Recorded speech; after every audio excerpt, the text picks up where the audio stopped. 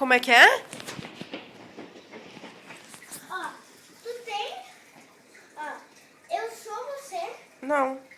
Você é eu. Não. Então... E o papai é você? Não. Papai é eu? Também não. Então, todo mundo é o que é. Cada um tem a nossa vida, cada um gosta de algumas coisas e cada um odeia algumas coisas e gosta de algumas coisas. Eu odeio cinema. Então tu não quer ir mesmo? Não,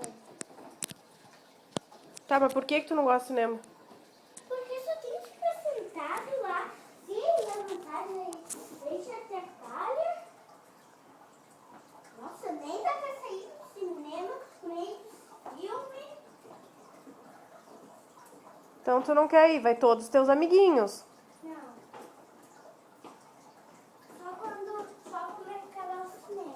Não, daí eu não vai, hoje não vai poder ir na aula, então. Tá. Não queria ir mesmo. Então tá.